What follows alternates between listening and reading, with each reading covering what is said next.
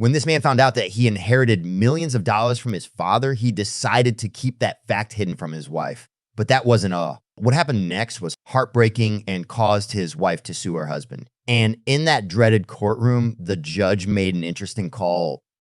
Her husband inherited millions, but didn't tell her. She sues him, and judge says this.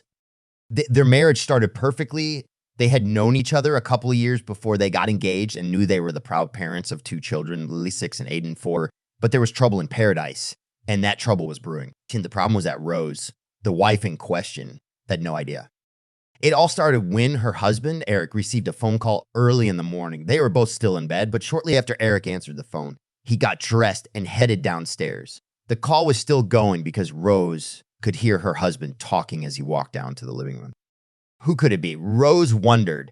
One thing was for certain. This call must have been about something important because Eric never came back upstairs. Rose could hear him pacing around downstairs until he eventually opened the front door and just left. And when he finally came back after 3 hours, he was totally different. Eric acted completely out of character. He was distant and rude. And when Rose asked him about the call and the sudden trip in the early morning, he got angry and shut her down. His tone and how he acted gave Rose a bad gut feeling. And 2 days later, she found out why. A letter came in the mail when Eric was out back in his workshop. It was addressed to him, but Rose somehow felt she had to open it. And it turned out to be the right decision. It said that Eric's father died and that the man left his son a small fortune. After reading the notary letter, Rose figured that his behavior was probably due to the sad passing. He was never close to his dad, but this news still had to hurt. She showed Eric the paper and did her best to reconnect as a loving wife, but Eric stated that he didn't care about the old man. The only thing he cared about was the millions of dollars the old man left him. Rose didn't expect that answer, but did her best to be supportive. She agreed with him and said that at least they didn't have to worry about finances anymore after this. But Eric was not planning to share. After Rose made that comment, Eric's face turned emotionless. He said the money was his and that none of the inheritance would go to his wife and kids. But his rant wasn't done yet because the biggest shock came when Eric pointed to the kitchen where he had packed suitcases at the ready. He explained that he was about to leave them. Now that he had the money to fund himself, he didn't want or need them anymore. Rose couldn't believe what she was hearing. The money part was harsh, but didn't bother her. But the fact that he was ready to leave them behind hurt deeply. Rose saw her husband slam the front door shut and felt her heart break. It was so sudden that it didn't seem real at first, like she was in a bad dream from which she could not escape. But in the months that followed, the harsh reality became painfully clear. She was left alone with 2 children to take care of and complete radio silence from her husband. Right? Rose tried to raise her kids alone, but it was extremely rough. She loved them a ton, but love wasn't going to put food on the table and keep a roof over their heads. Rose had to take 2 jobs, alternating shifts to keep the money flowing. And while working her butt off at work, she still had to make time to be there for the kids, but all her efforts weren't enough. Eventually, she lost the house and Rose Lily, and Aiden had to move in with Rose's parents. The help from Rose's parents was wonderful and much needed. They could watch the children while Rose was at work, relieving her of the daycare costs. But still, the young mother was struggling, and that struggle turned into anger over time. Anger toward Eric for selfishly choosing himself over family. It was hard to see Rose cry herself to sleep every day. Her father later stated, So in the end, he decided to take action. He convinced Rose that she had to stand up for herself. Eric needed to take responsibility for his family, and the only way they would force his hand was to sue him. If he doesn't want to take care of his children himself, then at least he could do you the courtesy of paying alimony, Rose's father said, half screaming. And Rose agreed. She was scared to confront Eric, but she also knew this life wasn't sustainable for her and her children. Rose started the suing process against her husband with a trembling signature on paper. Hopefully, the court trial could get him to pay a little more responsibly for his actions. Alimony was the initial ask. But suing Eric would cause a major turn of events that far surpassed Rose's expectations. Tensions grew in the weeks leading up to the hearing, but when the day finally arrived, the young mother was filled with nerves. It was the first time Rose would see Eric again after he closed the front door and abandoned them. And that thought fueled her desire to get justice today. Rose looked at the courtroom's door multiple times, and after about half an hour of waiting for Eric to arrive, he finally entered. He was late, and the man smirked while entering. acting like he already won the case. But the selfish father couldn't possibly have predicted what would happen next. The case started, and Eric was the one who instantly took center stage, putting himself forward as a witness. He started making false claims about their relationship, saying that it was failing long before he left. Father knew about this, and that's why he entrusted the money to me alone, Your Honor, Eric stated. The judge started the trial by listening closely to Eric's words, but halfway through his story, the rob man interrupted him. Young man, I have to intervene. Your story sounds compelling, but it's conflicting with the factual evidence I already have in my possession. The judge looked to the side and called someone over. The discussion by the judge to take over the trial came as a shock to both Eric and Rose. Eric thought this case was in the bag, and Rose thought that she would have to fight tooth and nails to get a simple alimony. But when the judge called over one specific woman, it changed everything. The woman now stood next to the judge, causing confusion in Eric's mind. He did not recognize her, and he wondered what she could add to this case. The mysterious woman smirked at Eric, indicating that she sure as hell knew him, though. Her confidence made Eric nervous for the first time, and that fact delighted Rose. The woman sat down in the witness stand and started talking. She introduced herself to the court, saying that she was the assistant to Eric's notary. Eric clearly became scared after hearing about her title, so Rose wondered what this woman was about to reveal. The notary assistant continued talking.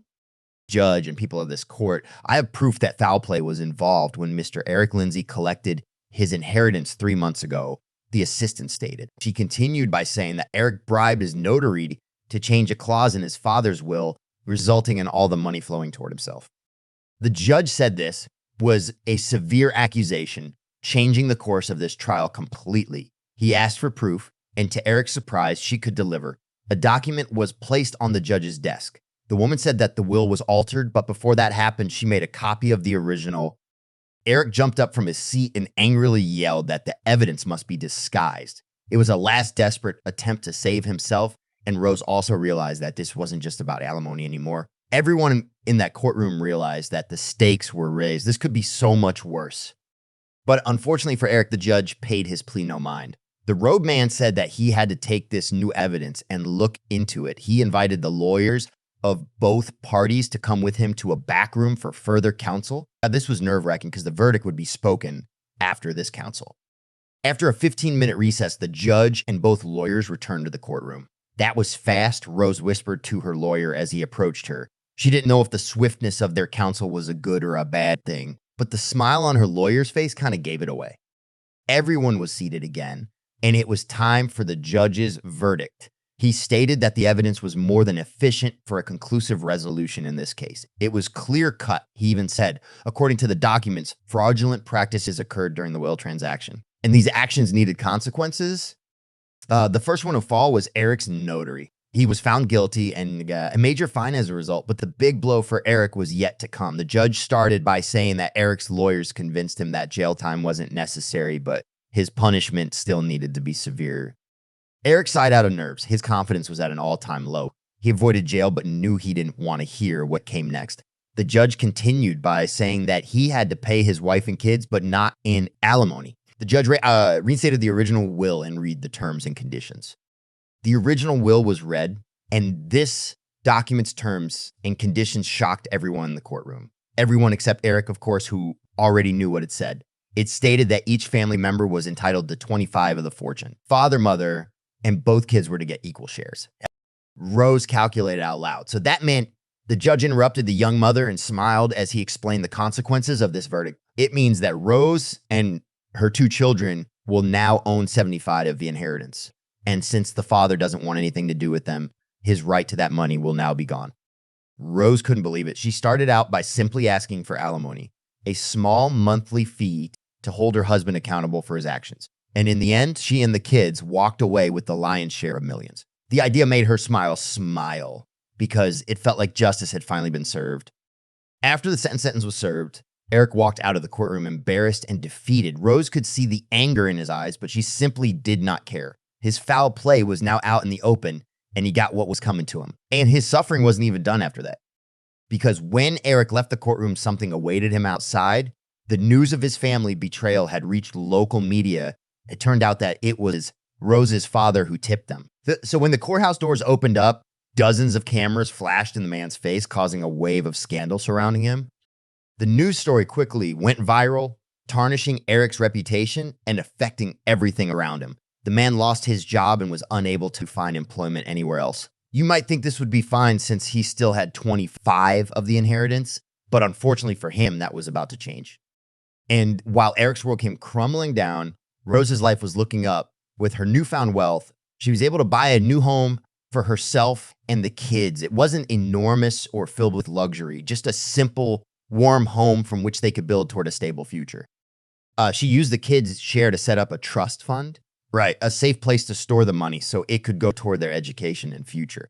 You know, one thing was for sure, Lily and Aiden never had to worry about money ever again. And it wasn't just Rose and the kids who benefited from the verdict, because Rose had not forgotten about the unwavering love and support her parents gave them in the harsh times prior. She wanted to do something in return and use just a little bit of the money she received to pay her parents' mortgage, a small gesture for all of their kindness. And Rose herself found a new sense of purpose in life after the trial drama ended. The outcome gave Rose the means to invest in herself and the confidence to do so. That's why she spent some of the inheritance to start a small town bakery, a business that grew larger than she could ever have imagined. Rose had wanted to start her own bakery for years, but never had the chance. And now that she did, she went all in. Rose used her grandmother's recipe and made some unique pastries that sold like they were so popular that she could open a second venue after a few years. And she didn't stop there, because within 5 years, her small town business grew into a baking empire, making millions of dollars a year because of it. Rose was able to refill the dent she made in the inheritance and make it whole again. So now the kids could get the full 75, and that thought felt right.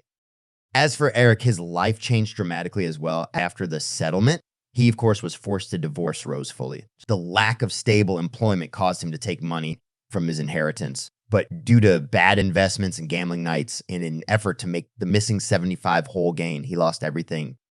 And when he was nearly broke, he played the sweet man card as a final desperate plea. He contacted Rose and the children to reconnect with them. He told them he was their father and that he learned from his mistakes. But by then, he had burned all his bridges and none of them fell for his stories.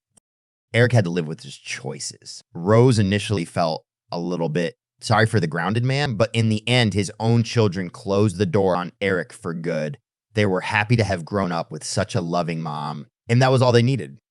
And when they turned 18, their trust became available to them. All the money was still there and even grew a little. And the first thing they did with it was unbelievable.